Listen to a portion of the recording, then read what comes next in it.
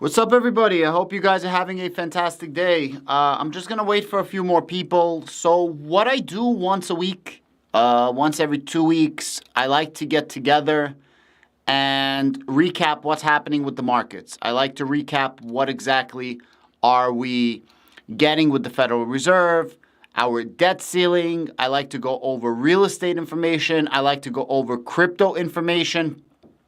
And by doing all of this, I keep myself apprised of the situation. Now, a lot of my subscribers are saying, Adam, we miss when you do economics breakdown when it comes to your channels. So I thought, why not do what I do live, right? It's not brain science. It's not rocket science. I'm not some economics genius. I just, do research.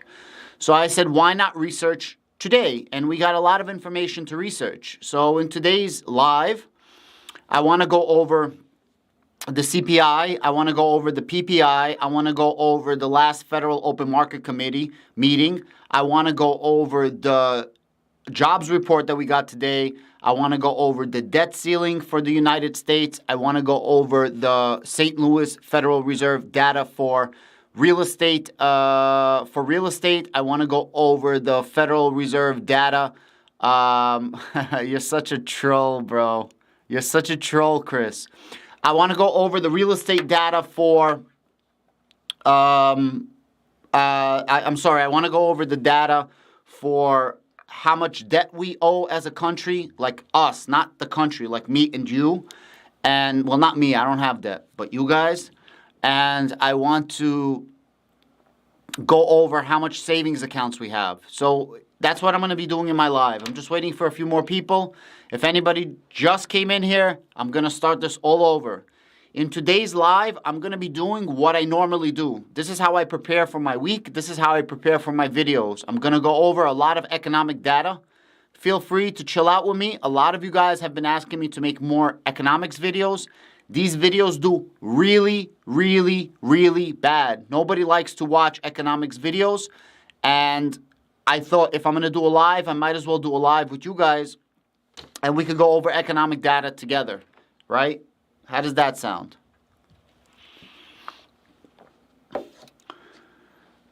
Bergman Palantir is slowly coming back. It is, man. It is slowly coming back. We're like within 10%, right? If I'm not mistaken. We're within 10%. If you guys don't know, Chris Patel chose Snowflake and I chose Palantir, and we have a $2,000 bet for the end of the year. If Palantir outperforms Snow, I win $2,000. But if Snow outperforms Palantir, Chris wins $2,000.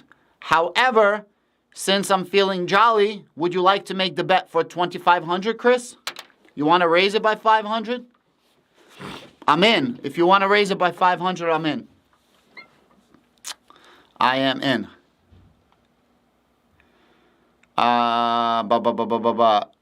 Adet, good morning. How are you doing, Adet? How you doing? For anybody joining the live, I'm just waiting for a few more people. A lot of people ask me to do an economics review. Actually, let me hit this up on Discord. And a lot of people are asking me to do an economics review. So in today's video, I'm going to be going over CPI. I'm going to go over PPI. I'm going to go over unemployment. I'm going to go over the debt ceiling. I'm going to go over the Taylor rule, which is the number that we need to actually raise interest rates in order to curb inflation. I'm going to go over national debt. I'm going to go over personal debt. I'm going to go over real estate market. I'm going to go over mortgages. I'm going to go over everything. This is going to be a really good video. I have everything prepared. Just bear with me. If you guys want to do economics, this is going to be a really good video for you. Eddie, good morning. How you doing? How you doing? Good to see you. Hi from the Philippines. What's up, my man? Wow, from the Philippines. That's so awesome. Really, really cool. Thank you so much and welcome. Welcome, welcome, welcome. Guys, I'm just waiting for a few more people. We only have like 12 heads in here. But this is going to be a straight up economics video. Nothing else. It's not going to be anything else but economics. Let me It's going to be an in-depth economics video. Economics for crypto, economics for stocks, economics for real estate. Today's video, I'm going to go over CPI, I'm going to go over PPI, I'm going to go over inflation, I'm going to go over federal funds rate, I'm going to go over real estate, mortgage rates, debt ceiling, personal debt, savings account, unemployment. I'm going to go over everything, and I'm going to be using ChatGPT in this video. It's a really cool application. I use ChatGPT every single day. Let me just send it over to a few people. So give me a moment. Let me just send this over. And Twitter, we're gonna start in around 5 minutes, guys. I'm just trying to get some more people. Good morning, Lee. How you doing? Good to see you. Good to see you. Let me just send this out on Twitter. Actually, let me do this too. 1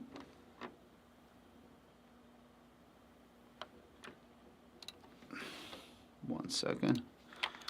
Doing a live to review stock, crypto, and real estate economics.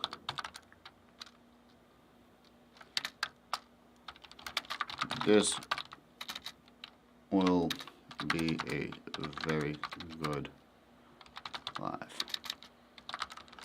Come join. 1 second, I'm just sending this. Here, let me share my screen. I'm just sending this on Twitter, guys. All right, I'm just sending this on Twitter.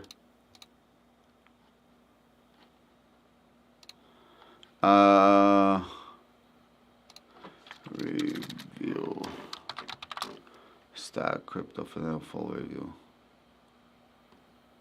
Come join. Come join.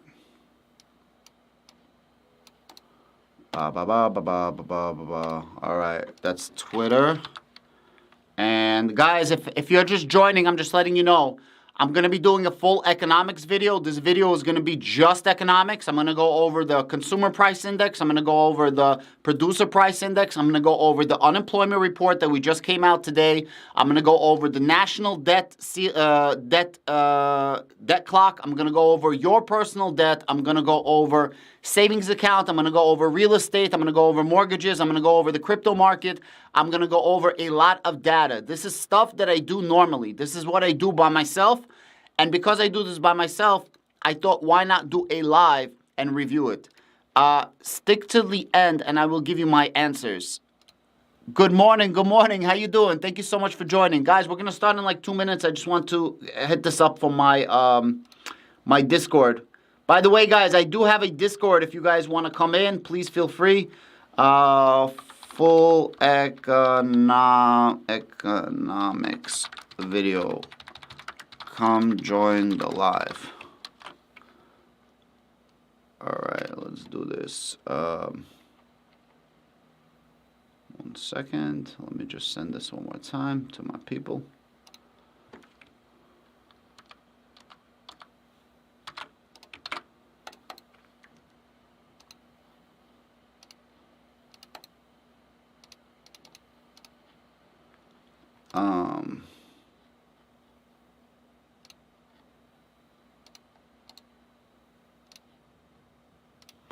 Guys, we're going to start in like 2 minutes. 2 minutes. Literally 2 minutes. It's going to be a really good video, I promise you.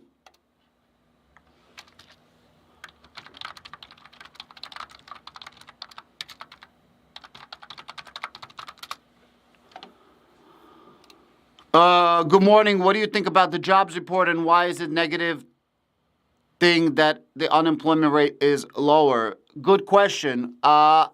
But you're going to have to find out. So let's start the live and just sit back, relax. I'm going to be doing a lot of talking. I'm going to answer questions at the end. I'm going to do my best to talk, but I'm not an economist. I'm not a professor. I'm not a professional. This is purely entertainment and education.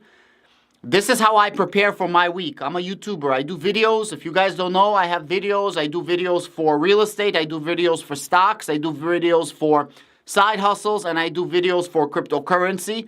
This is how I prepare to make my own videos. A lot of my subscribers ask me, hey, Adam, can you please make more economics videos? I used to do these, but nobody watches, so I stopped.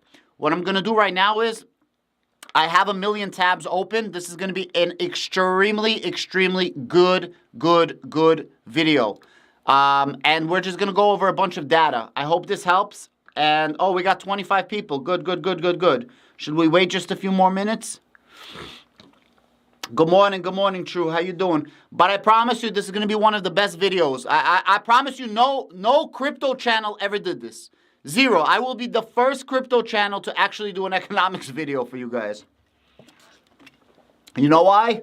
Most crypto YouTubers don't know fucking shit. Okay, let's rock and roll. Get my water out, and we're going to do this.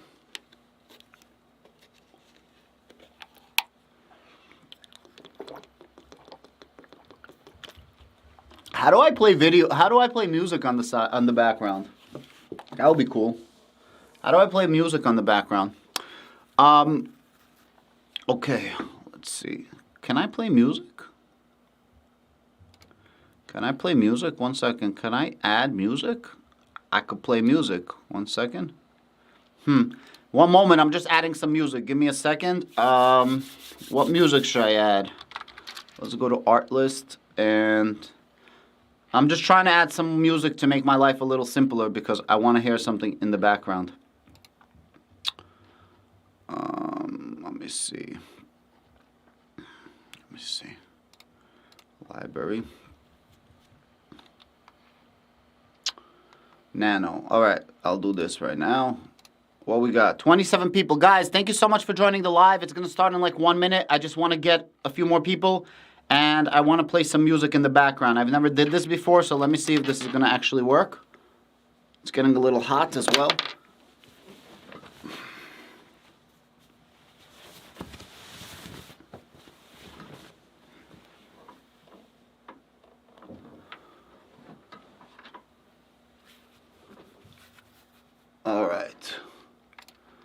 All right, let's add some music and let's rock and roll.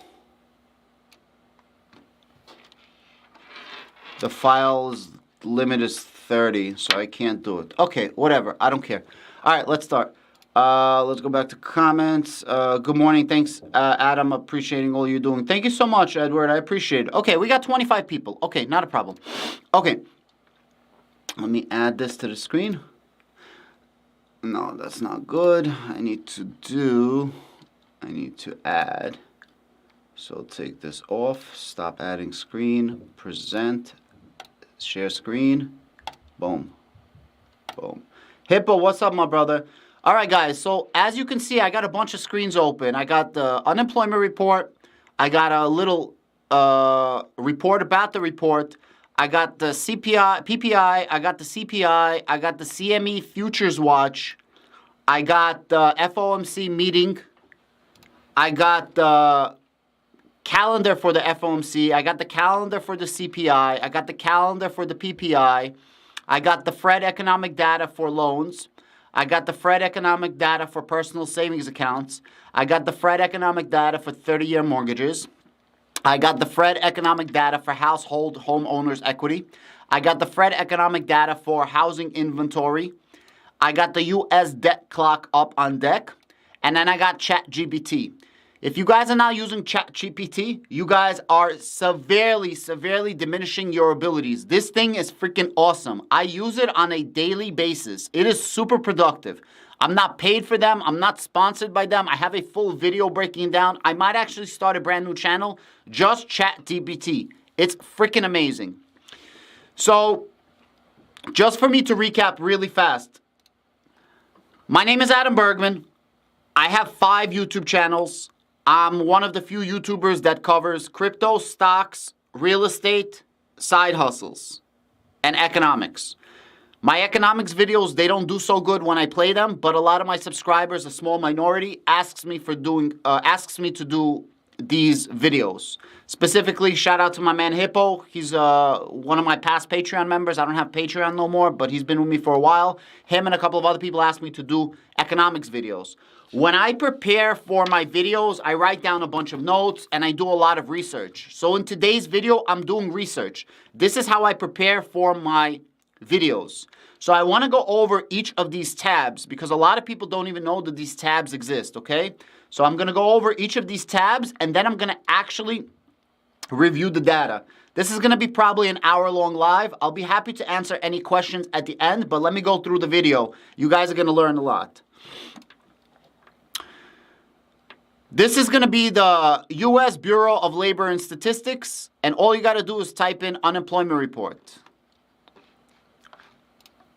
Same thing with the PPI. This is called the Producer Price Index. If you're unfamiliar with the Producer Price Index, this is the wholesalers' inflation. This is the inflation that wholesalers are paying. And then you have something called the CPI, which is the Consumer Price Index. This is the inflation you are paying, okay? So you have the PPI, which is how much wholesalers are paying, and then you have CPI. The PPI is going to give you three different charts or three lines. One is final demand good, one is final demand services. So one is inflation for goods and one is inflation for services. And then they're going to give you a dark line, which is just final total demand. Very, very simple. For the CPI, you're looking for this chart right here and this right here. The red is everything minus food and energy, and the blue is everything. For some reason, people put a lot more value on this red line. I don't know why. I like the blue line, but whatever. This is called the CMEgroup.com Fed Watch. So all you got to do is type in federal CME Fed Watch. When you type that in, they're going to give you this chart right here. This chart is the probability of how much the Federal Reserve is going to be raising their interest rates by. The point of all these charts is so that you can get a better understanding of what's happening. A lot of people that make themselves seem very smart are not really smart. They just have access to charts that you don't know about.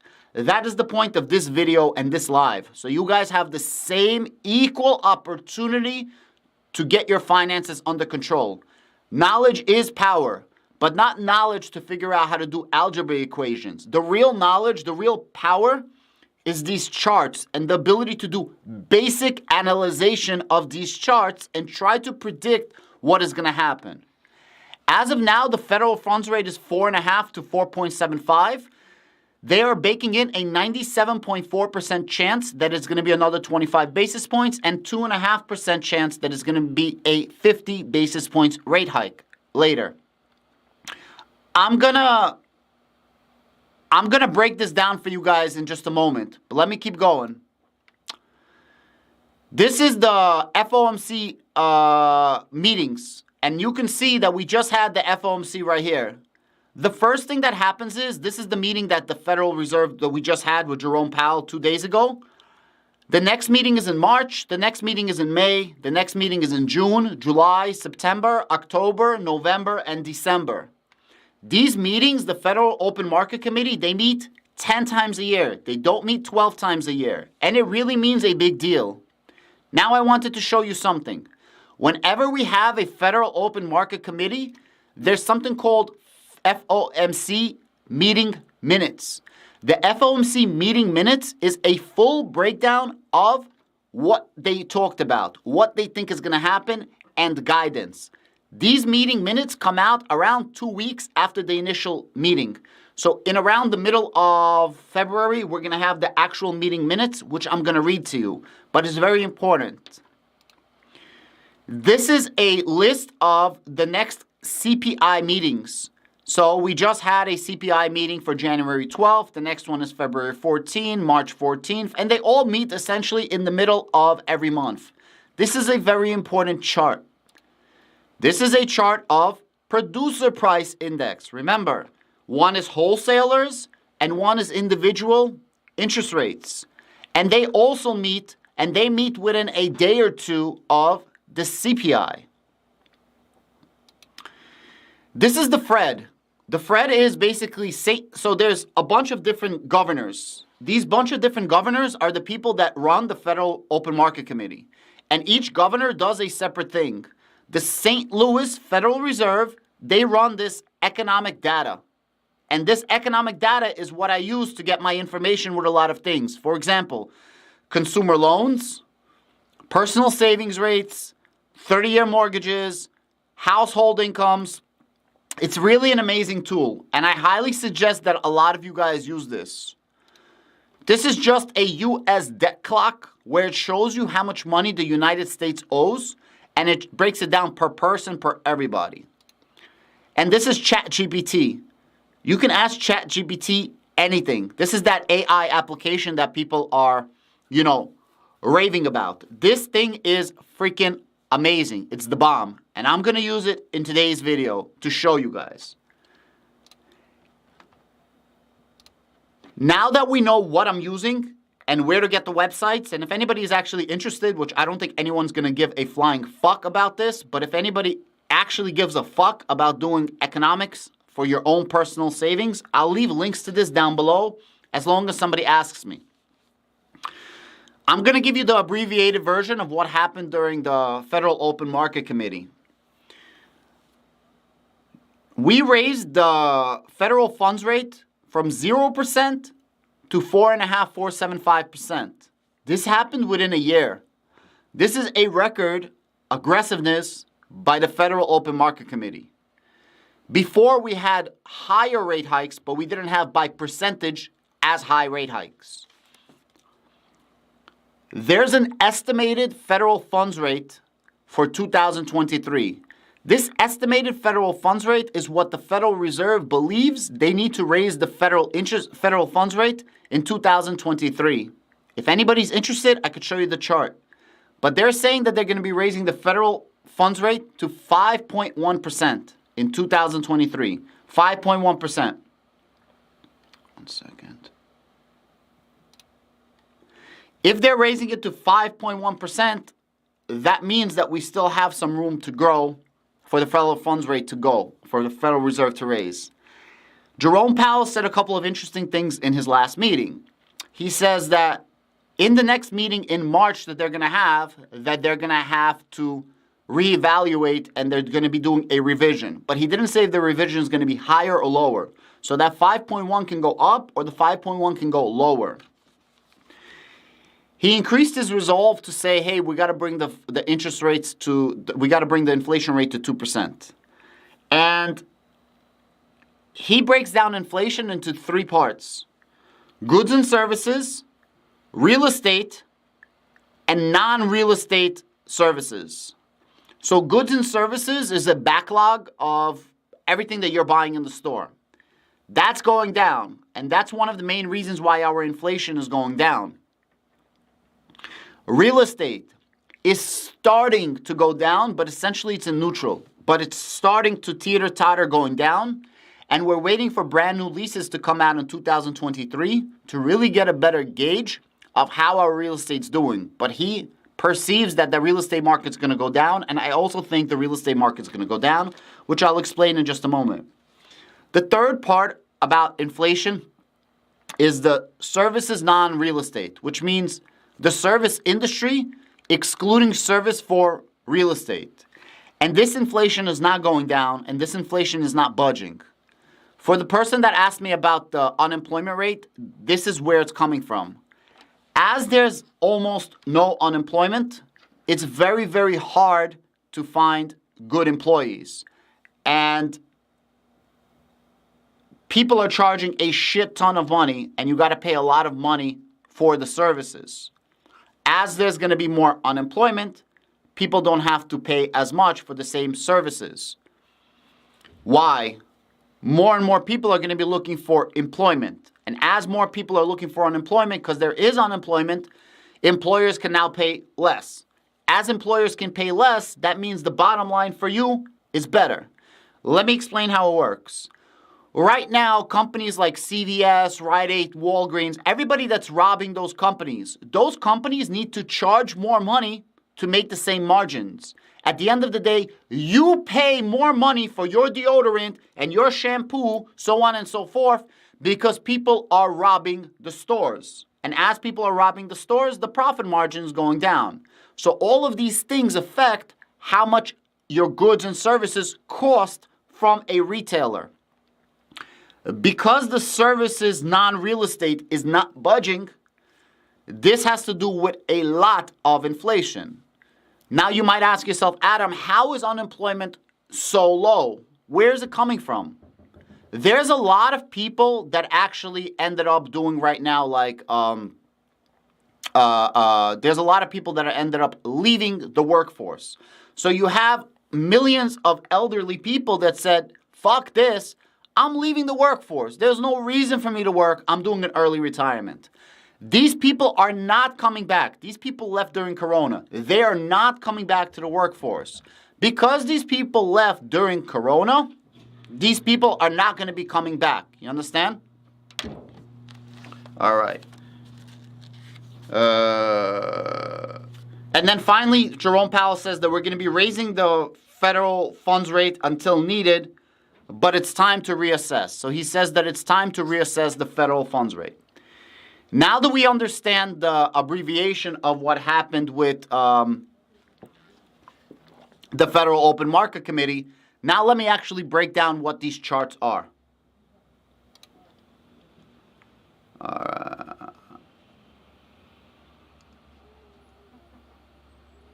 Okay.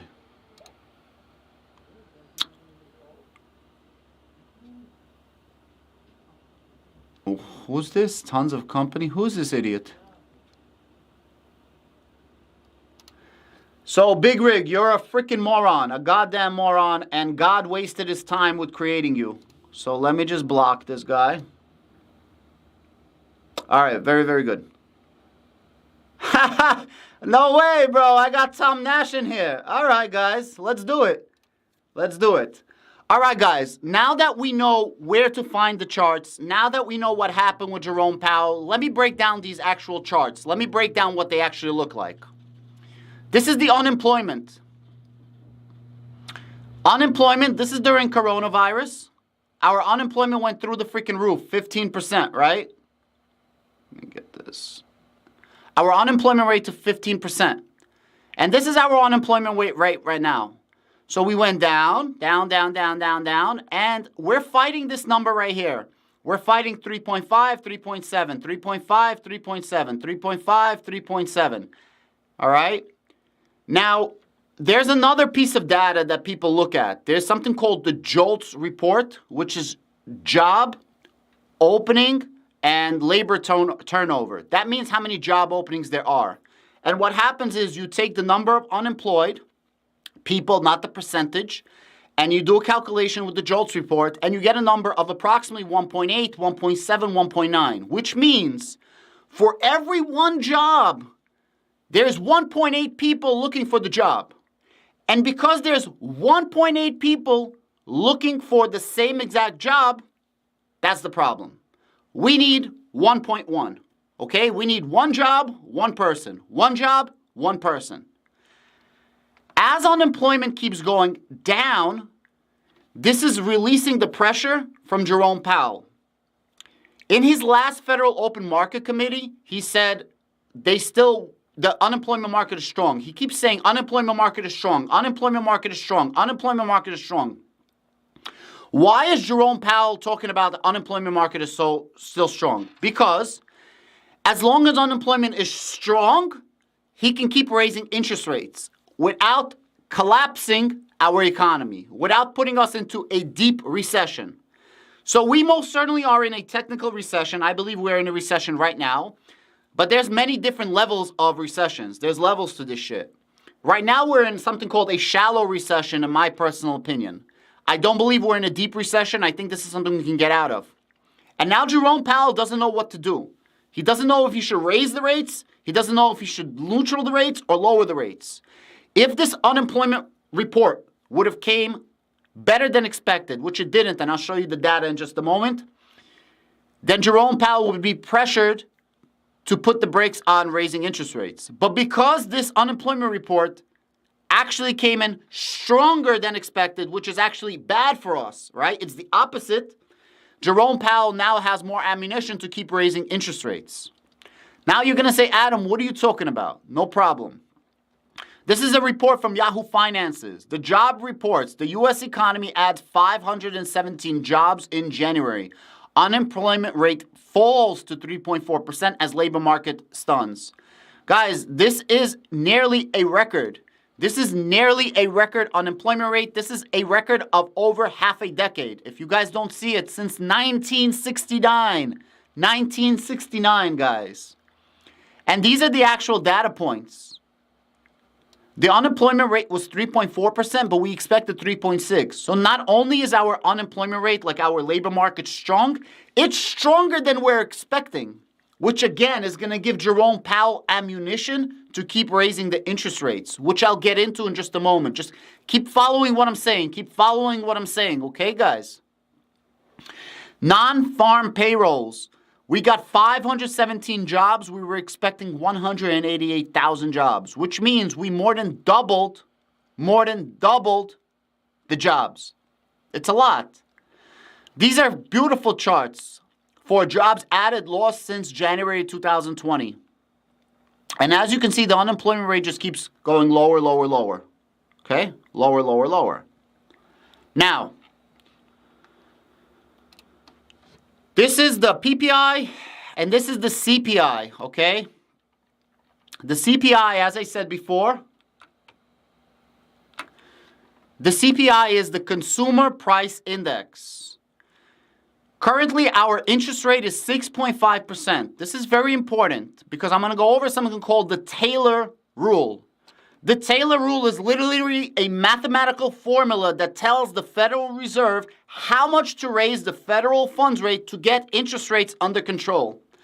I'm not going to do it myself. I'm going to ask ChatGPT. So please stick with me. And if you guys are feeling the live, we have 46 people in here. I don't know how. Nobody likes this shit when I make a video. Please give me the like, shares, and subscribe. I appreciate it. So don't dwell too much on the charts, like the numbers. This is what you need to see. Our interest rates, like inflation rates, are going down. It goes up, it peaks. This is the peak right here in June. It peaked, and then it's going down. This is all you guys need to see. All of this stuff is important. You can read this as much as you want. But at the end of the day, this is what's important. There's also something else that's going to be very, very important. Before they took the CPI data on a 2-year basis, and now they're changing the CPI data to a 1-year basis. They're going to be basing the CPI data on 1 year, not 2 years. This is the first time that they're doing this in quite a long time. I don't know if this is to mess with the data. I don't know if this is to sway the data. But in the next CPI report, it's going to be the first CPI report that we have based on January, that we're basing the inflation on 1 year, not 2 years. So it's going to make a big difference. And as you can see, these are the inflation numbers right here, the total numbers. So all items is 6.5, and these are the numbers right here. To read this, you got to see what is exactly going down. So on the left-hand side is the December numbers, and this is what actually went down. On the right side, we have the PPI, the Producer Price Index. And again, like the CPI, you can read this all you want. But at the end of the day, these are the charts that matters. Just look at the charts. Look at the black line, okay? The blue line is the demand for goods, and the red line is the demand for services. You see where I'm going with this? That goods, remember I told you before that inflation's broken down into 3 parts. Goods and services, real estate, and services non-real estate. All of a sudden you see right here, the blue line for goods is going down. So inflation for goods is going down dramatically. However, inflation for services is not going down. Inflation for services is staying pretty steady. It is going down, but not as much, right? And then the black line is your average, the average number. And currently our PPI is just above 6%. Why does all of this matter? Where is this coming to? Like, why does all of these numbers matter? This is the percentage by what the Federal Reserve is going to be raising the federal funds rate the next meeting, okay? There's a 97% chance that they're going to be raising the federal funds rate by quarter percent. There's actually a 2.6% chance that they're not going to be raising it at all. This just came out. I think this number is going to change tomorrow once they factor in the unemployment report. But I wanted to show you something very interesting that just came out. You can go all the way to December. Look how interesting this is.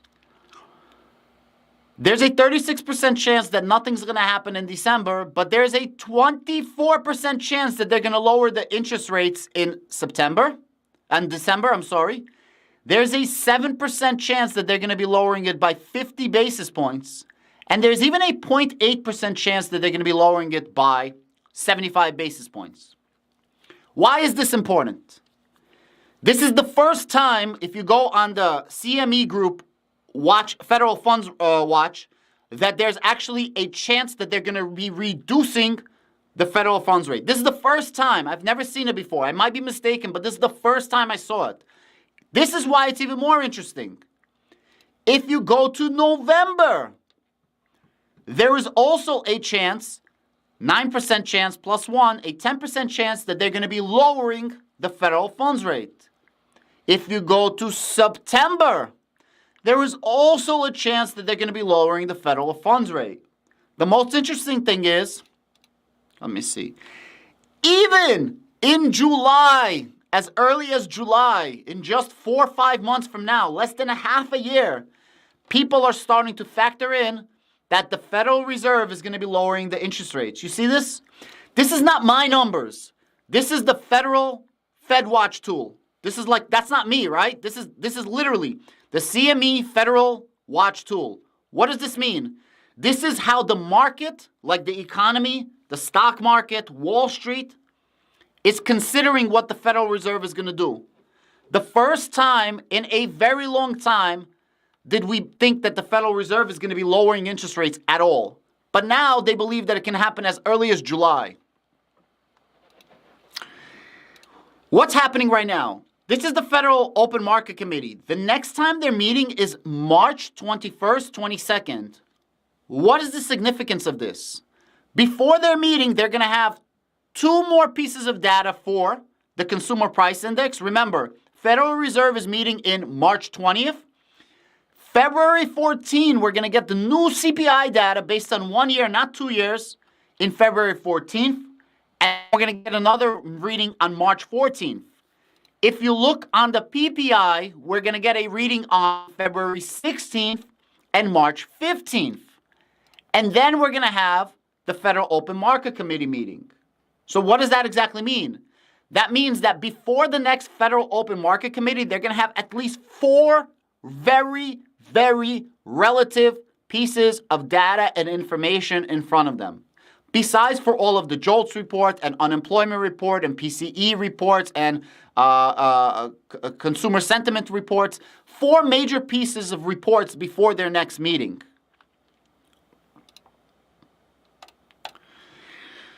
This is the Fred. Fred is the St. Louis Federal Reserve. This is your credit card bills. This is all your loans. When you borrow money from the bank, including credit cards, whatever loans you take, this is all documented. Unless you take it from Tom's grandfather, the Russian mafia. Other than that, it's all documented. I hope Grandpa liked the joke, Tom. So, if you go to Max, it doesn't go Max. A second. Go to Max. Doesn't open up for me. Second. All right. In the last 20 years, I can't go further. In the last 20 years, our debt, this is the personal debt that you have. Remember, consumer loans, credit cards, and other revolving plans, all commercial banks. Our debt went up like crazy. We have a record debt. Okay, guys, this is a record debt. This is our debt for the last year. It's just going up in a straight line. This is our debt in 5 years. This is our debt right before coronavirus. It dropped and then it just went up the ass. Why is it important? Why is this important? That means we have record debt, which means most Americans, 66% of Americans are living paycheck to paycheck. Most Americans do not have $500 to cover a bill. If you have record debt and you have no money in your pocket and something happens to you, you can no longer borrow money. When you can no longer borrow money, you can no longer pay your rent. You can no longer pay your mortgage. You can no longer pay your car payments. What happens to you? You go broke, which means you will be living on the motherfucking streets. You will become homeless. This is how it happens. People take out bad debt, not good debt, bad debt. And they become homeless because something happens, a catastrophe in their life. And because the catastrophe in their life happens, there's nobody there to bail them out. Because people are so used to handouts. This is scary. This is where the real recession's happening. Because people owe a shit ton of money. On the opposite end, this is a chart for personal savings rate. If you look at the personal savings rate, it's going down. Okay, this is the personal savings rate. It actually went up just a little, 3.4, but at one point it was at 2.5, 2.9. The percent, this is how much you're actually saving and putting into the bank. So let's just think about this, okay, clearly. We have record high debt and we have record low savings. Scary, right? Record high debt, record low savings. It's very scary. This is for your mortgages. This is the number for your mortgages that went up over the last year to 5 years. Mortgage rates went down, down, down, down, down, down, down. This is coronavirus, down, down, down, down, down. What did people do? They borrowed. And this is the mortgage rates right now. The current mortgage rate is at 6.9%. Now, 6.9% is not the official mortgage rate. It's the official rate, but how much you're actually paying is going to be just under 7%. So if the stated mortgage rate is 6%, you're actually paying like 6.8, 6.9 if you go to the actual bank to get your mortgage rate. Just understand that.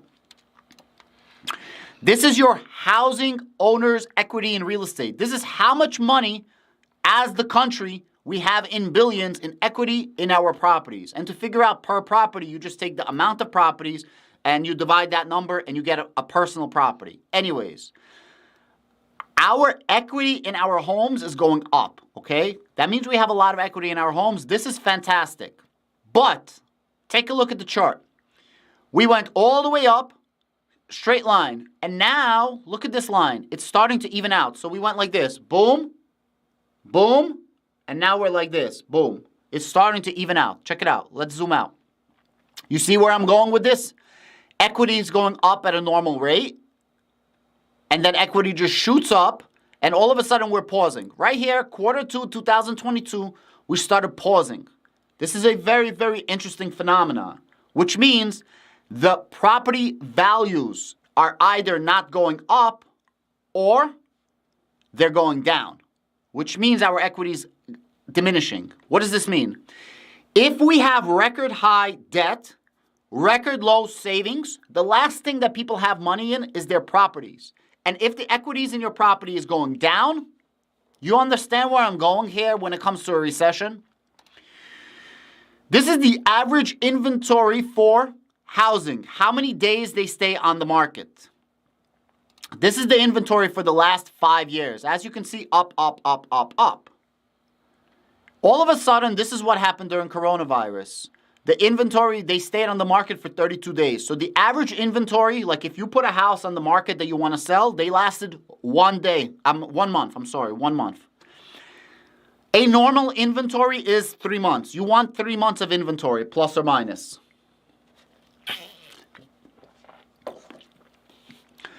Right now we have 75 days. 75 days. So we're almost getting to 3 months.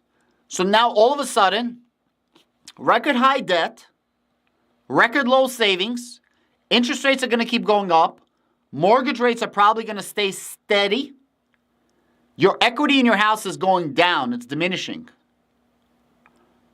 What's going to happen right now? As houses are going to stay on the market longer, the prices of houses are going to go down. When the prices of houses are going to go down, guess what?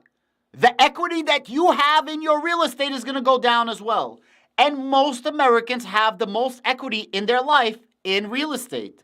So if your bills are through the ass because your credit card bills are through the freaking roof, you have almost no savings because you think that your house is worth millions of dollars and it's never going to go down. Slowly but surely, the real estate market is catching up. As per Jerome Powell, as per all the charts that I'm showing you, what do you think is going to happen? And this is the U.S. debt clock. The United States owes $31.5 trillion. $31.5 trillion. Guys, we have a ratio of 120. What does this ratio mean? This number right here, 120.37. That means for every $1 the United States as a country brings in, we owe $1.20. Us as a country is freaking bankrupt. Back in 2000s, it was 59%, and before it was 35% and 53% as well. We as a country are bankrupt. Not to mention, we've met our federal debt ceiling. Our federal debt ceiling was $31.4 trillion. $31.4 trillion. Now, for everybody that doesn't understand how this works, when the Federal Reserve raises interest rates, they have to pay more money. Us as a country has to pay more money. If you do 1% of 31 trillion, this comes out to approximately 100 billion, right? 3%, 1%, 30 billion. I'm sorry. This comes out to 300 billion. So right now, the federal funds rate is 6.5%. So approximately, we have to pay like $600 billion in debt. My math might be off, but off the top of my head. But you get where I'm going with this, right? Every time we raise the interest rates, we have to pay more money as a government. That's why we got to keep raising the debt ceiling. We raised the debt ceiling over 100 times since World War II. 100 freaking times since World War II. It's crazy. Now let's do something else. What is the... This is ChatGPT. If you don't know how to use it, you guys are definitely diminishing your capabilities.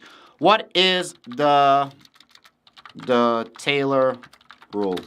The Taylor rule was invented back in the 70s, and the Taylor rule is what dictates to the Federal Reserve how much they should be raising the federal funds rate in connection with real interest inflation and nominal inflation. And it takes into account a bunch of other things. For anybody that doesn't understand, the Taylor rule is a monetary policy guideline that suggests the appropriate level of interest rates for central banks to target in order to stabilize the economy.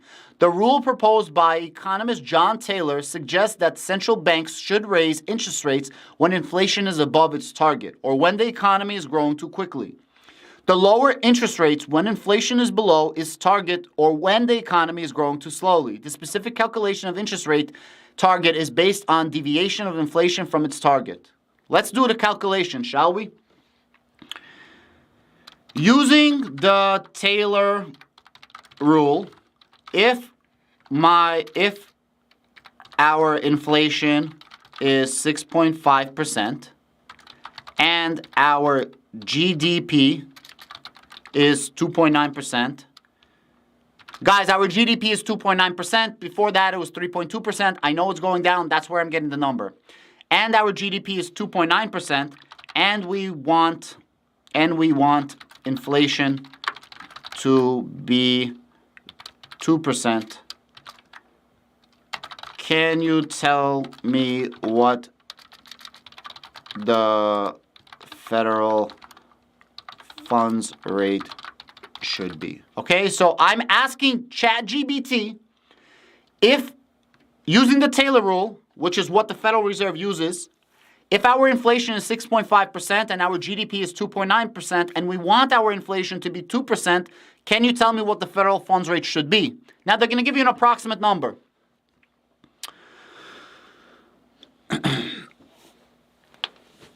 So they say, as a rough approximation, the federal funds rate would likely be higher than the current level of inflation of 6.5%. The output is growing by 2%. This was just a tightening monetary policy to reduce inflation and limit the potential.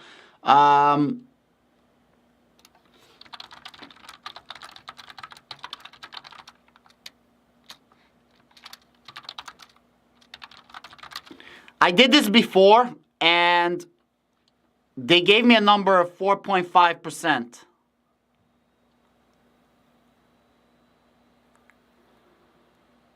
Let me see if they're going to give it to me. So I did this before, and they give me a number of 4.5%. So they're saying that around 4.5%. Okay? Now let me exit this real fast. And let me do this. So, what did we get from this video right here? Hopefully it helped some people out, and now we can answer questions and talk. The Federal Reserve came out, they need to raise interest rates. Because the unemployment now went down, they have more ammunition to raise interest rates. However, they don't want to completely tank the market. As per the Taylor rule, they need to be around 5 to 6%. That's where the number is approximately. Right now, they are right around that number. The thing is, how much more can they be raising the interest rates?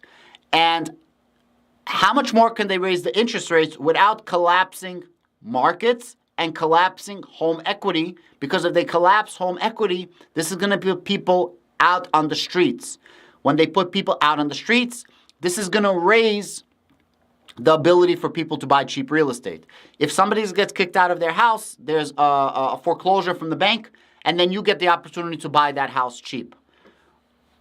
This is going to be the year of a pullback. There's going to be a pullback, in my personal opinion. There's going to be a pullback in the stock market. There's going to be a pullback in the crypto market. The next pullback is when I'm buying in more. That's when I'm going to go all in. That's my personal opinion. But again, there's a lot of things that can change. There's a lot of things that happen, you know, like you don't know what's going to happen. So this is based on the numbers that I have today. Now, I will be happy to take any questions. Let me read the chat. Oh,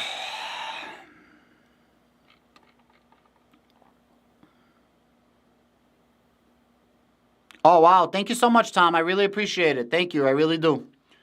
Let me see. Let me start the conversation, guys. I'm going to go a little bit back because I missed everybody's comments.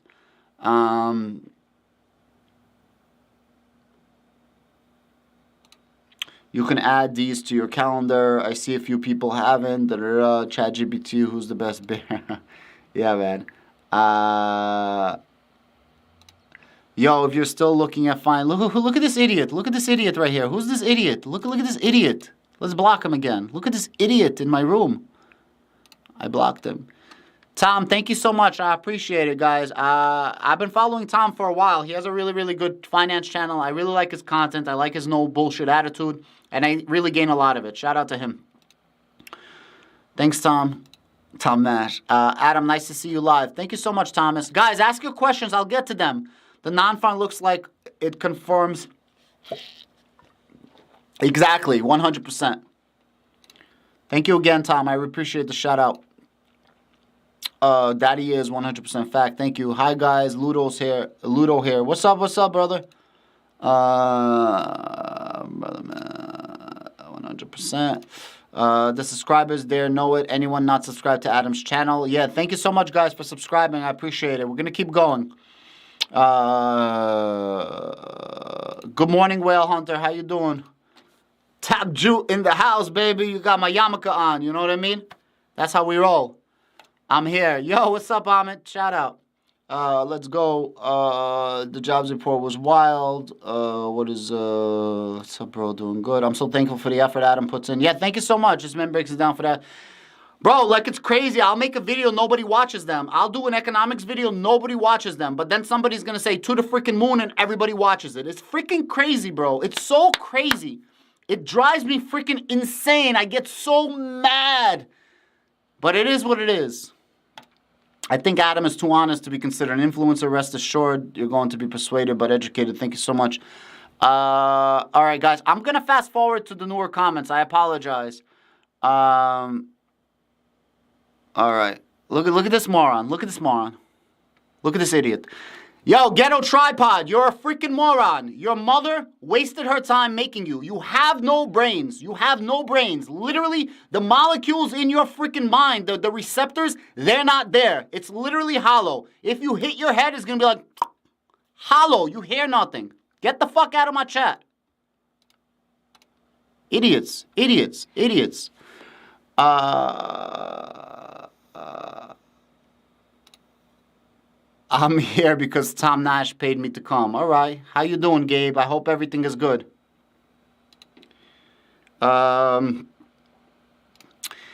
Gabe is really smart. He does a lot of interesting options plays, by the way. If you guys didn't check out his channel, he does a lot of really interesting options plays. He's been with Tom and Amit for a while, so shout out to him.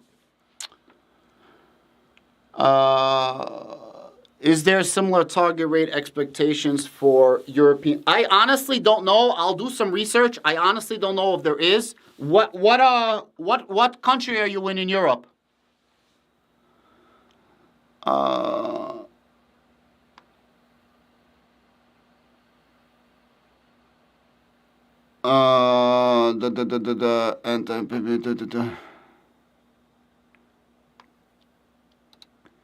Credit card, yeah, SoFi killed it, bro, huh? SoFi did really, really good, guys. SoFi did, I hold SoFi. I'm just saying, I am a SoFi holder. I hold SoFi. I have SoFi. I have a position on SoFi. So, yeah, 100%. I like SoFi. For me, SoFi is essentially doing like for finance, like banking, what Robinhood did for stocks, I think. It's bringing it to the masses. I know it's a very simple comparison, but yeah. And isn't Robinhood's platform built on SoFi? Am I not mistaken about that? Correct me if I'm wrong. Oh, shout out to Czech Republic. Gabe, thank you so much. I appreciate it. I really do. Why aren't there any Jewish boxers? Are you stupid? What? No Jewish boxers. You ever heard of a guy called Mickey Cohen who run the entire California against the mob syndicates in Chicago and New York? Bro, the guy was a massive boxer. He was fucking everybody up, and he was a straight gangster too. There's a large lineage of great Jewish boxers. But at the end of the day, Jews don't fight with their hands. Jews fight with their minds. And at the end of the day, this is a lot stronger than this. Remember it.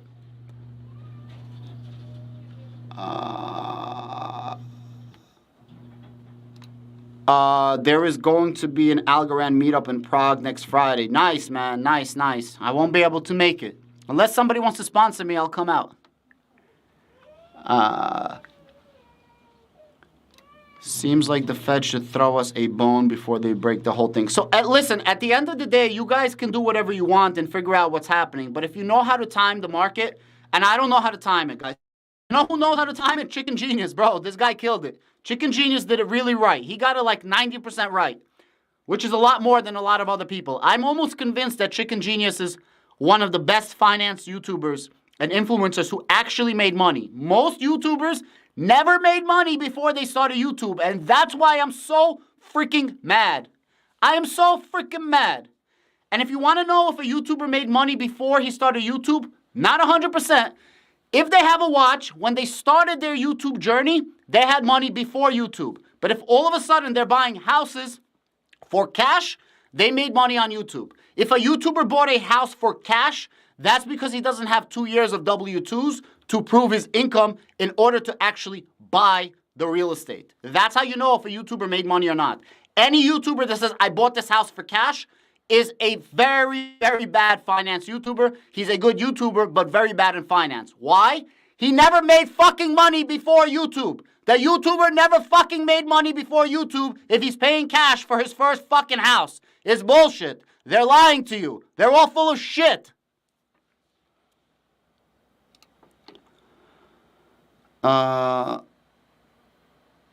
Guys, I'm sorry to go on a tangent. If anybody has any questions, please feel free to ask. I'll be happy to answer. I'll do as best as I possibly can. Sometimes I get angry and I get frustrated, and I apologize for sure. I completely agree with you. This is not a reversal, big drop like it real soon. The greedier people get closer. So let me ask you a question, Gabe. Guys, by the way, Gabe is really good at options. I know I said it before, but he took some really high-level shit. I don't understand that. I'll be honest with you. I understand basic options, maybe a step over basics. He really gets into a lot of crazy shit, like covered calls, covered puts, synthetic options, all this crazy shit. So if you guys want some advanced knowledge and strategies, check out his channel. He does really good options channel. He does other things, but I'm telling you, it's really advanced, more advanced than I know for options. But let me ask you a question, and I have my own theory about this drop.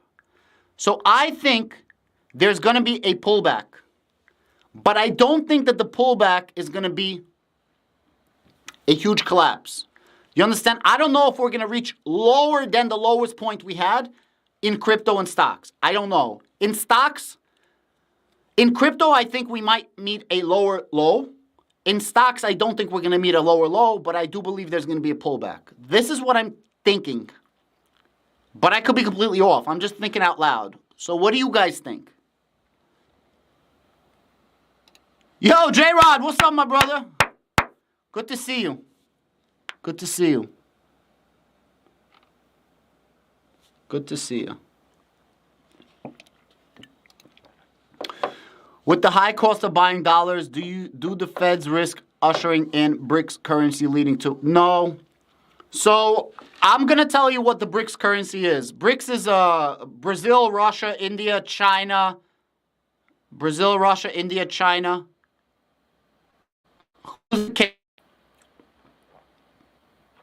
Who's the king? Anyways, it's like the emerging markets. The BRICS is the emerging markets, right? So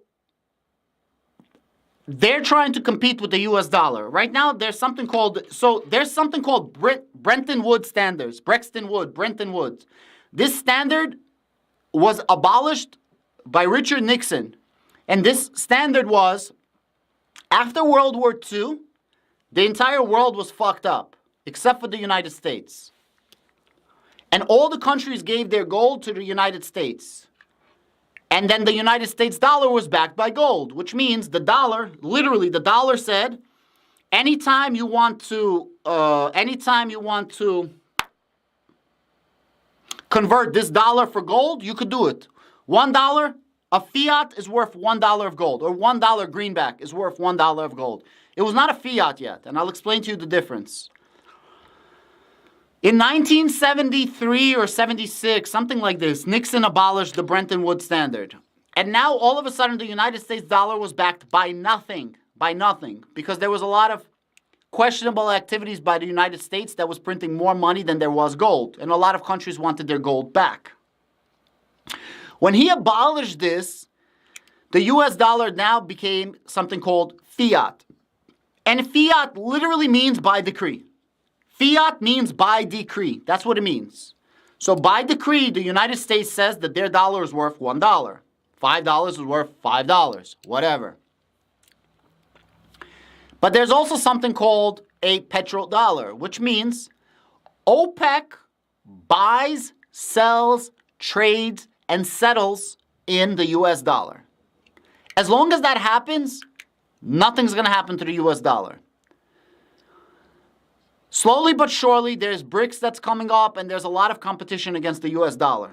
Now, I'm going to say something super controversial, and you guys are not going to understand this unless you're from crypto, but crypto people are going to understand. So, the United States is backing their petrodollar with what? The United States military. The United States military, I believe, is one of 3 countries that has bases outside of their boundaries. So, the United States has the most bases around the world. Russia's second. And I think China has 1 base outside of the world, out of their country. But it's not even close. Like America has hundreds of bases outside of the American borders. And that's how they control the world. It's modern day imperialism. What America does is modern day imperialism. This war in Russia is 1 step closer to strengthening the petrodollar. It's a proxy war. As the United States supports Ukraine, if Ukraine wins, United States gets a really, really cool base called NATO next to Russia. And you can forget about BRICS. If Ukraine wins, China stops supporting Russia, and India supports anybody that's supporting them. Right now, it's Russia, but if Russia loses this war, the US dollar is going to go through the roof. Buy US dollar puts. Calls. If you think United States is going to win this war or Ukraine is going to win this war. So back to BRICS. The US dollar is backed by the petrodollar. If that stops, BRICS can win. However, it's not going to stop for two reasons. Number one, US imperialism, United States military. United States military spends $800+ billion, which is more than the next 10 countries combined on military advancement. By 2026, according to Bank of America, this number is going to be over $1 trillion. And as they're going to grow, hopefully a lot of money is going to flow into Palantir as they spend more money on software, whatever. The second reason is cryptocurrency. So the United States wants crypto regulations. Why? And the United States wants central CBDCs, central bank digital currencies. Why? This is the next wave. So first there was the Bretton Woods standards, right? Dollar backed by gold. Then it was the petrodollar. And to answer your question about BRICS against the United States dollar, United States military on one side and CBDC on the other side. The United States is cornering the digital currency market. Whether you believe me or you don't believe me, you think I'm full of shit, they are cornering the market. That's what it is. At the end of the day, they're going to have chips in all Teslas and all EV cars. They're going to have accounts, all your bank accounts. And if you are a criminal or somebody deemed against the state, they will cut off all of your funding instantly. And they will shut down your car instantly. This is what's happening. And if you guys don't know what I'm talking about, let me know. But yeah.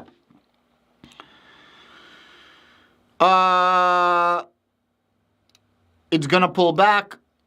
South Africa. Thank you so much. There will be shout out to Mitch, by the way. Mitch shares all of my videos on Twitter. I really appreciate it. Thank you very much. Thank you. Guys, if you appreciate this type of content, please let me know. I love making videos like this. Nobody ever watches them. All you guys want to see is where's crypto going? Guys, it's crazy. Also, my real estate channel, guys, I break down everything you need to know for real estate. Every motherfucking thing you need to know to buy a house, finance a house, get a mortgage, become a landlord. Nobody gives a fuck. Nobody gives a fuck. All you guys fucking care about is to the fucking moon. Where do I invest $100 and make 37 Lamborghinis? That's what sells. You know what I mean? When I say, hey, I bought $50 of this crypto, it's going to the moon, I'm going to be a millionaire, that's what sells. But nobody gives a fuck that I was a millionaire before YouTube. Nobody gives a fuck how you did it. They just want to know where to invest $100 to become a millionaire. But the actual substance of content and knowledge and data, nobody gives a fuck about. There will be an event that will dump both markets in the first quarter. Okay, why? What's the event? I'm not trolling you, but what's the event? I think it will depend on Ukraine, where European Union economy will go. Yeah, 100%. And that will influence also U.S. economy. So 100% it will depend on Ukraine what's going to happen. Yo, it's such a crazy shit that's happening with this war on both sides. And believe you me, there is 100% propaganda on both sides. Ukraine needs to win this for our economy to be good. People don't understand that. People are like, oh, America's spending a lot of money in Ukraine. There's a reason. It's called modern day imperialism. This is how America is colonizing the world. It's true. Don't be naive. This is modern day colonization under modern day imperialism. This is how the United States grows. There cannot be everybody. There could be one. The United States is that one on top, and they don't want to give up power. You might hate it, you might love it, but if you are the United States, if you live in these borders, or you are an ally of the United States, this is fantastic for your economy. You want this. The second we don't do this, our economy is going to go to shit. So I pay my bills with eggs. Yeah, bro, eggs are mad expensive. I no longer think a lower low is coming. Okay, that's what but I think below 370 on SPY because of the nature. Okay, see, I agree with that. Like, I agree with that too. Like, that's around the lines of where I'm going. That I don't think the economy, I don't think the pullback is going to be lower than before. Like, I think the worst is past us. Does that make sense? Like, the worst. But I do believe there's going to be more buying opportunities. Ahmed, are you still here? Tom, are you still here? I'm curious to hear what you guys think. Do you think there's going to be a really bad pullback, worse than before? Or we have a pullback, but the worst is behind us? I'm curious. But not this time. The big drop, if it'll come, will be late 2030. See, so I don't think we're going to have a huge drop again. I think that the Federal Reserve is going to stop raising interest rates. I think they're going to go neutral on interest rates. I think the Federal Reserve is going to start dropping interest rates. I think there's going to be 2 consecutive meetings where the interest rates are going to be dropped. That's going to cause a huge downturn, and then everyone's going to buy. That's what I think. So I don't know if my dates coincide with you, but that's what I think is going to happen. That's personally what I think is going to happen. Could be completely wrong.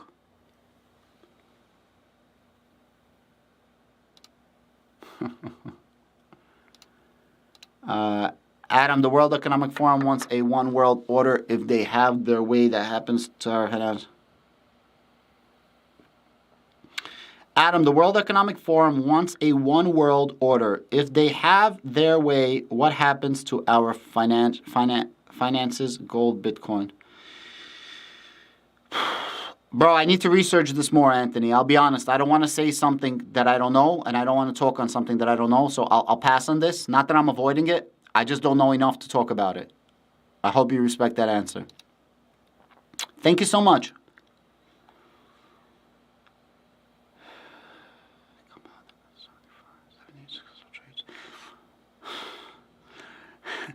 What's your starting point with 78 successful trades? And are you a YouTuber? Are you doing this on a series? I want to see your 78 trades. I'm not trolling you. I would love to make videos on it. I'll be like, yo, Traveler 004 made this trade today. Like, I'm documenting my series for trades of crypto. I would love to make a series. There's more pain ahead. A lot of mañana net out here. Mañana net, tomorrow net. The Fed needs to get out of the market. Yeah. People hate reality. Money. Yep. Get my 100 ready. What do I buy? Bro, it's so crazy, man. It's so crazy, bro. I've been dealing with this all my career, bro. All my career on YouTube, I've been dealing with this. Bro, it's so crazy. It's so crazy. Yeah, Russian is one of those. Don't forget the rest is one thing. Don't forget, yeah, Russia is one thing. Don't forget the rest. When Lambo, BlackRock invests in Ukraine. Yeah, BlackRock is spending tons of money in Ukraine. BlackRock is also the custody holder for a shit ton of cryptocurrency. BlackRock is everywhere. Ukraine have to win not only for the U.S. economy, they have to win also because of justice. We are too brainwashed here in the U.S. Big Brother keeps us entertained, in debt, and now trying to emasculate the... Yeah, that's true, but nothing's going to change. But the United States... let me say it like this. I'm not going to be naive and say we're the best country, although for me we are. But where's a better country? Where can you get more? Where can you get these freaking migrants coming to our fucking country?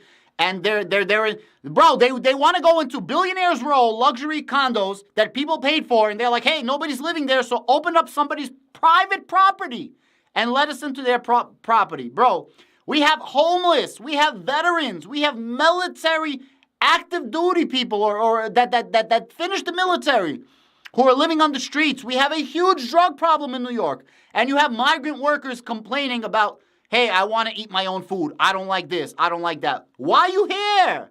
Why are you here? Go. Get out of here. If you don't like the conditions, go. U.S. is building bases in Philippines. Yeah, 100%. U.S. has bases everywhere. Everywhere. I mean, let me pull it up. Let me show you guys. 1 second. 1 second. U.S. bases abroad. Guys, this is insane. This is crazy how much bases U.S. has. And they're the only ones, bro. They're the only ones. I'm pulling up a map. 1 second. 1 second.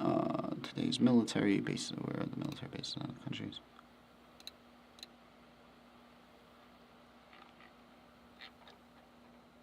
right, guys, check this out. Bro, this is crazy. Look where our bases are. Afghanistan, Bahrain, Belgium, Bulgaria, Cuba, Germany, Greece, Greenland, Guam, Iraq, Italy, Japan, Kosovo, Kuwait, Kyrgyzstan, Netherlands, Peru, Portugal, Puerto Rico, Qatar, Saudi Arabia, Singapore, South Korea, Spain, Turkey, United Kingdoms. Bro, the list is bigger than this. Watch this. Let's ask ChatGPT. Let's start a new chat. Hello. 1 second, let me get this out. Let me show you guys. This is ChatGPT is a shit. Hello. Can you please tell me what countries have military bases outside of their own country?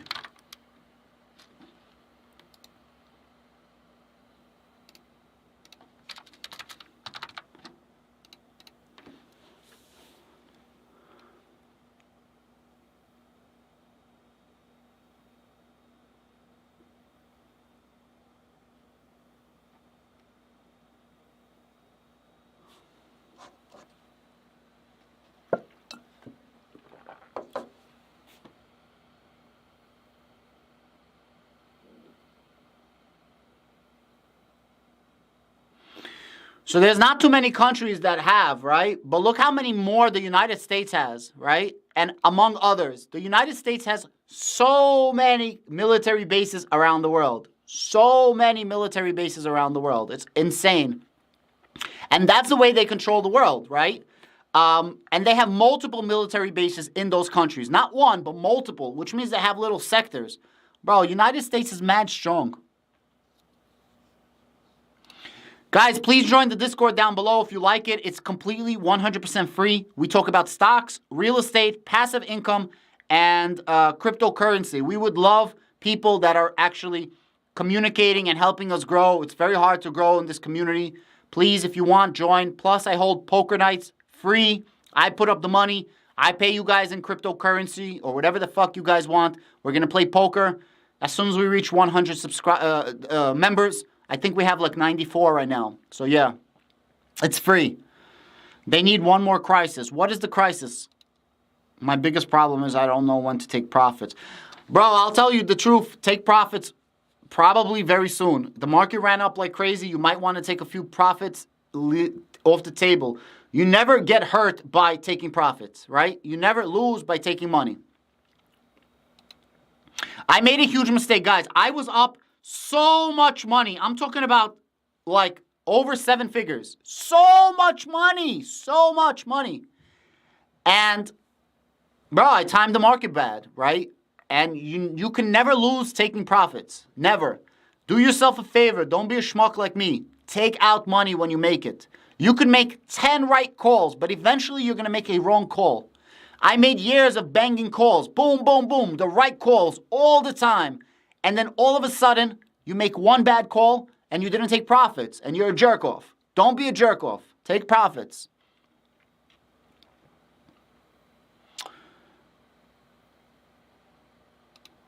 Correct. There's tons of different bases. Tons and tons of different bases. Tons and tons of different bases. Yeah, man.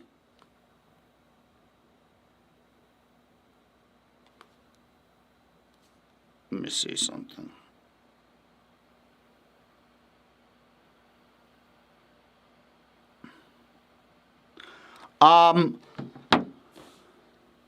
Yo, that AI is ridiculous. Guys, the AI is so good. It's so good. It can do anything, guys. Like, do you guys want to see me play around with ChatGPT? It's freaking amazing. So do you think the run to the upside is short? Yeah, that's what I think. I think it's going to go up and then come back. Seriously, I mean, it's not sustainable. I still think that there's going to be an earnings recession. I know that Meta did really good with their earnings. I know Tesla did really good with their earnings. I know Amazon did bad with their earnings, right? Or Google, I'm sorry, did bad with their earnings. So I think there's going to be somewhat of an earnings recession. There has to be. I mean, I can't imagine the market just keeps going up, up, up right now. We got a little bit of a comeback, which is great. We'll see what's going to happen. We'll see what's going to happen. When do you think XRP is going to boom? I think once this lawsuit is going to be over, it's going to go up, and then it's going to take a massive dump.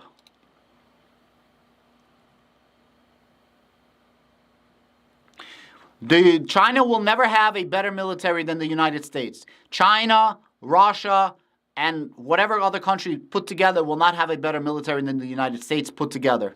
They're not. The United States puts too much money into software. You see, just putting in 1% of our military budget into software with Palantir and other companies, not just Palantir, but other companies, but mainly Palantir, look what it could do. If this thing in Ukraine is going to work and Alex Karp can get the spending up to 5% of their budget on software, Palantir is going to be a freaking monster in the future. But the reason why these other countries are never going to have a better military than us is because we keep investing into software and technology, not just military might. Maybe I'm naive, but that's what I'm thinking. How long had this current bear market been going? Aren't most recessions about 18 months? So I think the average recession is 13 months, if I'm not mistaken. I did a few videos on this. Let me pull up the thing. But there's a big difference between average recession and when it comes back. You understand? So let's say an average recession is 18 months. I'm not sure. Let me ask ChatGPT. 1 second. Let me see. Okay, no chat. How long? Let's ask ChatGPT. How long is the average stock market recession? 11 months. 11 months. Okay. Can you tell me how long an average recession is if you only count modern day after World War II?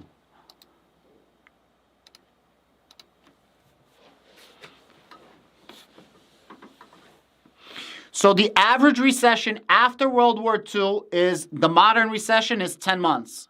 The average recession before that is 11 months. ChatGPT only goes up until 2019, so it does not factor in coronavirus, just to let you guys know.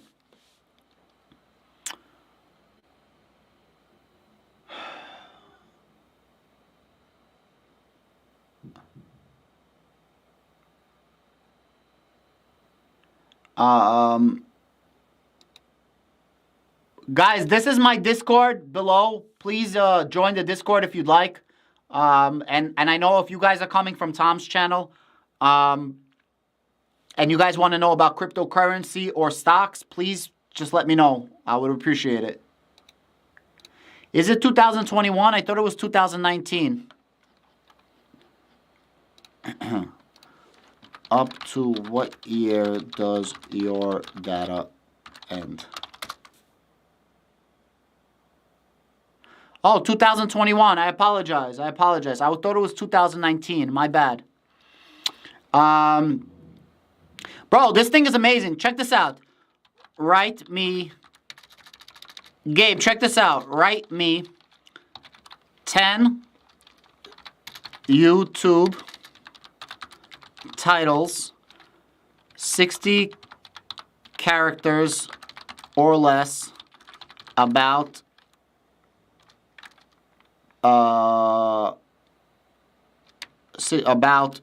finance that are catchy and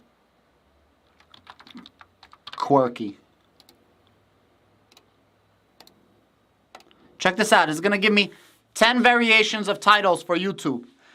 Money Matters, Simplified, Invest Like a Pro, Wealthy Habits to Adopt, Finance 101, The Basics, Smart Money Moves, The Art of Budgeting, Debt-Free.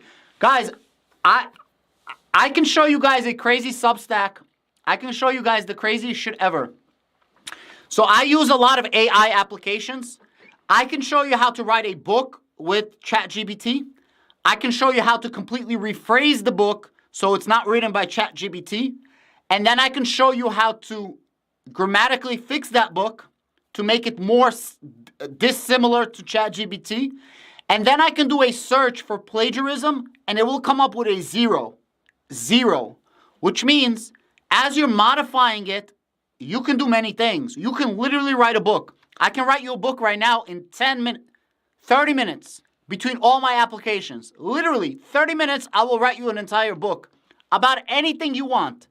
I will write the book in ChatGPT. I will rephrase the entire book so it's not plagiarized. I will fix it grammatically, and I will go through an AI bot to show you that it's not plagiarized. ChatGPT is the shit. Yeah, I could. 1 second.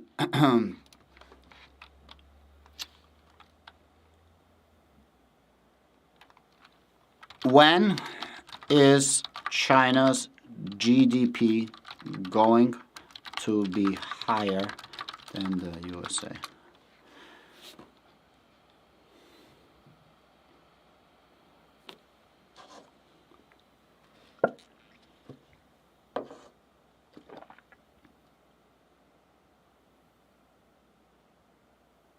And there goes your answer. What do you think the odds of China-Taiwan situation actually happening is? I think that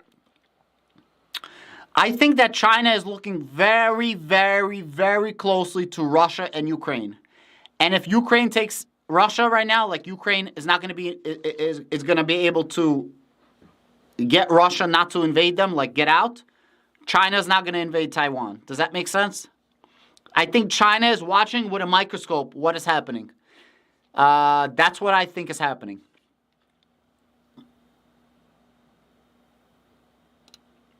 Are there any AI cryptos that I'm watching? Nah, not at this particular moment. The problem with cryptocurrency, all of these AI tokens, they all full of shit. They're saying that they're cryptos for AI, but they're not. They just put AI in their name, and they don't really do shit. That's the problem. China's... stop it. Stop it. That's bullshit. That's not happening, my brother. That's not happening. Before this happens, the United States will bomb the shit out of everybody. That's not happening. Are you seeing a downturn coming? What would be the lowest you expect to spy? I'm not really sure. I don't know any specific numbers. I just think that there is going to be a pullback. I'm not sure what it's going to be. I have no idea.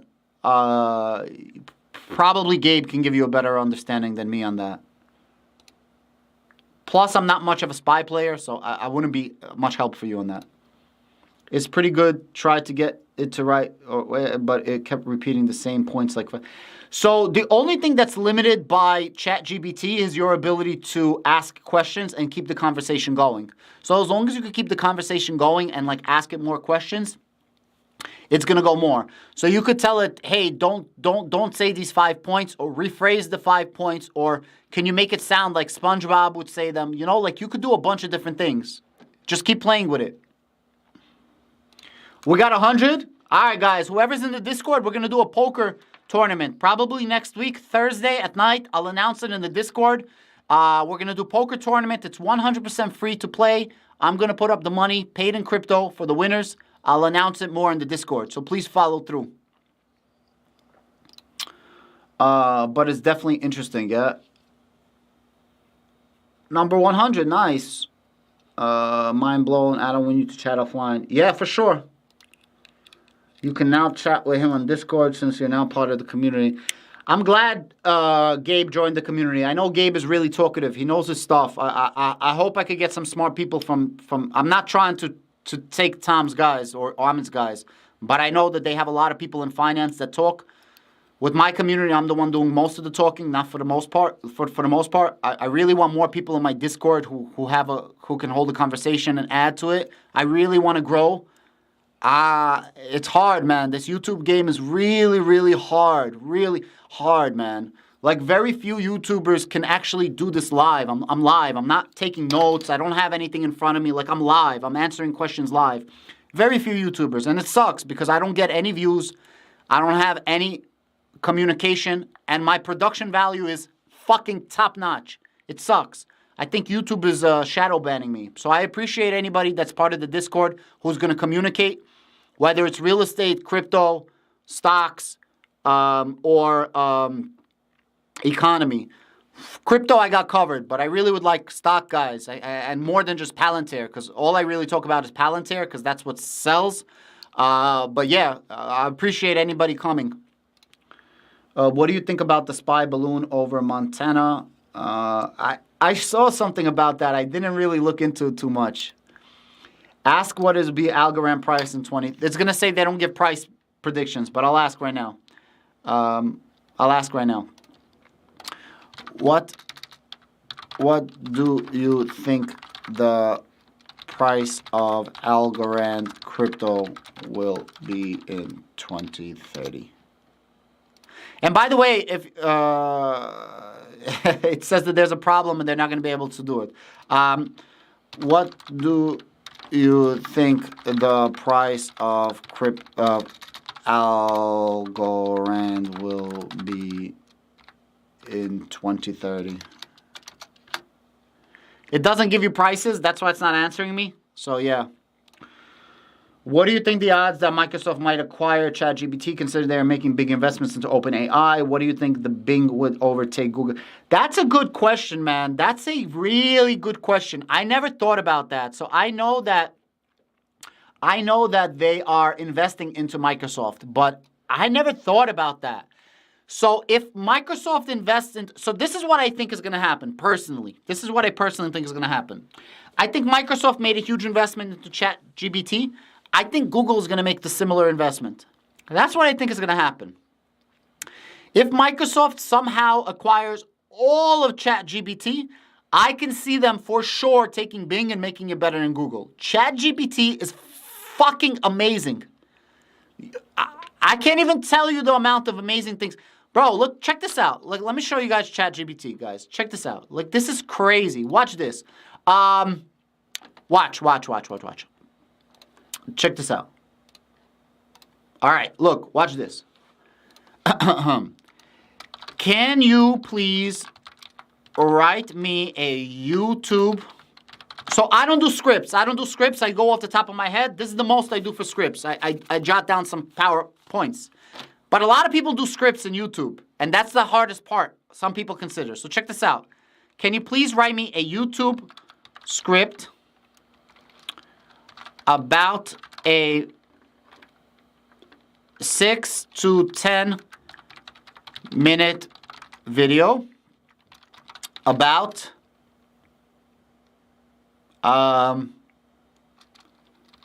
options trading. There's an error. That sucks. 1 second. 1 second. There's an error. Let me just reload it. 1 second. I want to just show you guys.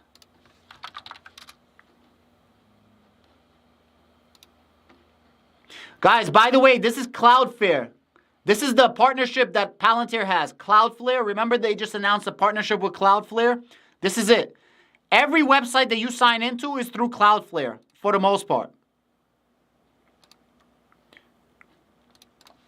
Can you write me a YouTube script about options trading?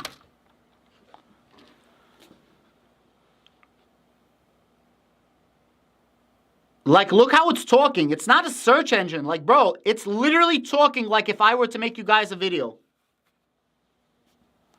Is that not crazy?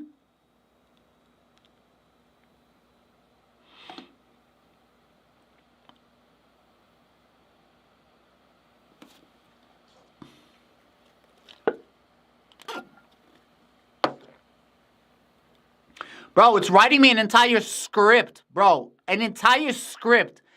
And it's literally writing it how I should speak. Now, I would never do this, but I want to show you some more things. Like, Gabe, ask me a very difficult question about options. Ask me the most difficult question you could about options. And I'll ask ChatGPT. And you tell me what if you think they're good. All right, check this out. Now look what I'm going to say. Check this out. Can you please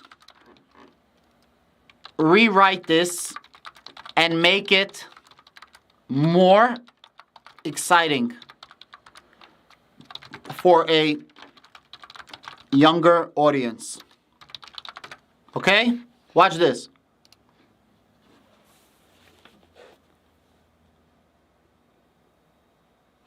Look how they rephrased it.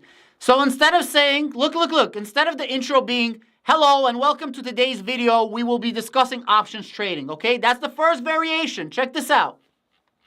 The second variation, what's up traders? Today we're talking about one of the coolest ways to make money in the stock market, options trading. Right? Crazy. It's so crazy, guys. And it could do anything. Again, if I don't want to make a video if nobody's going to watch. I can show you how to write a whole freaking book, put it on Amazon, and put it up for Amazon book on Kindle. That's it. You could literally write a whole book. It's not that hard. 30 minutes. It's crazy. It's really crazy. Can you tell me how to make a covered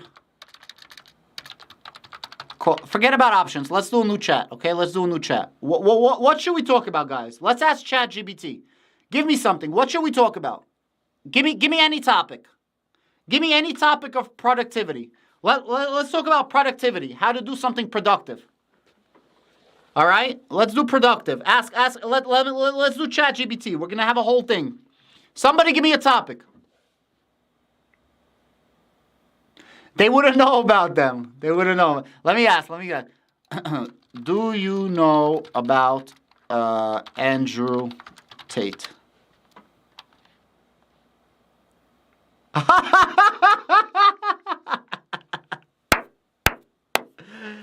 Oh my God, that's crazy. I didn't even know that.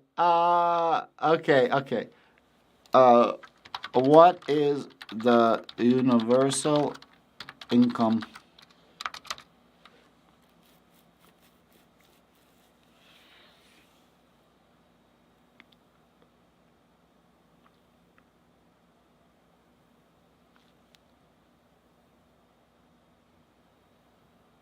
Bro, it's really crazy.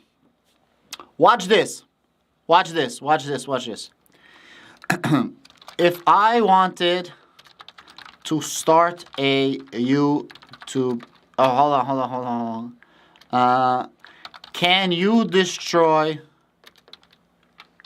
mankind's ability to work? So I'm asking it if it could take out the world mankind. No, as an AI language model developed by OpenAI, I do not have the capability to physically alter or destroy anything. My purpose is to assist and provide information to users in a helpful and responsible manner. Oh, boy. Guys, thank you so much for joining my live. I appreciate anybody coming here that's not my normal viewers. And I have to make a bunch of new videos. If you guys are subscribed to my channel and the first time here, thank you so much for giving me some new eyes. If you guys want to know cryptocurrency, I'm good. If you guys want to know about stocks, I have a stock channel. If you guys want to know about real estate, I have a real estate channel. And I just started a side hustle channel, which I'm working on my first videos to teach people print on demand. Please join the Discord. Give me some likes. Watch my videos. It's hard to be an authentic YouTuber. And yeah, Thank you so much. I appreciate it. Thank you very, very much. Have a great day. Bye-bye.